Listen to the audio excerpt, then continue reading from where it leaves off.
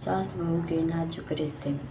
अपनी बहू की बुराई आस पड़ोस में न करें। जब आप बिस्तर पकड़ लेंगे तो पड़ोस की बहू नहीं, खुद की बहू ही सेवा करेगी। जो बहू पति से ज़्यादा सास ससुर का ध्यान रखते हैं, उसे पति का प्यार ही नहीं बल्कि सम्मान भी मिलता है।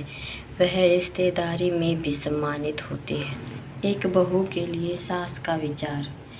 एक घर में सास और बहू बहुत प्यार से रहते थे।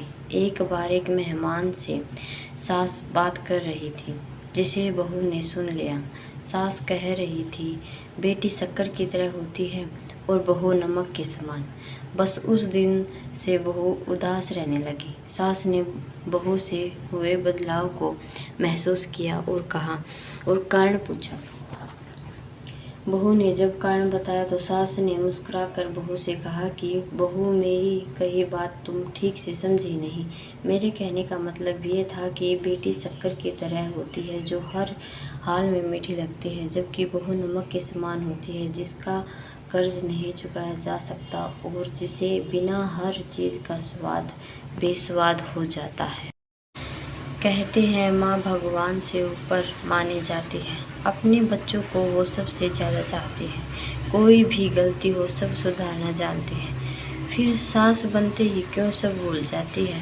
बहू को ताने, बेटे को प्यार, दामाद का आदर, बेटे को फटकार। ये कौन सा अंदाज है जो हमको दिखाती है। माँ फिर माँ नहीं रहती, जाने क्या बन जाती है। बेटे को खुशहाल रखे तो दामाद अच्छा है। बेटे को ही क्यों बीवी का गुलाम बताती है। आखिर क्यों नहीं बोल पाती बहू घर में, जैसे बेटी घर में कभी नहीं चुप रह पाती है।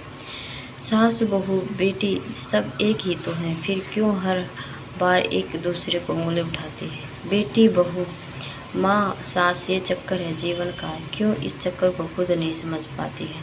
क्यों नहीं बहू को हाल दिल बता पाती, फिर सास बनते ही क्यों सब भूल जाती है।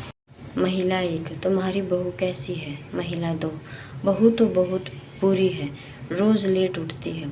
मेरा बेटा उसके लिए चाय बनाता है, घर का कोई भी काम नहीं करती और जब देखो मेरे बेटे को बाहर खाना खाने के लिए कहती रहती है। महिला 1 और दामाद।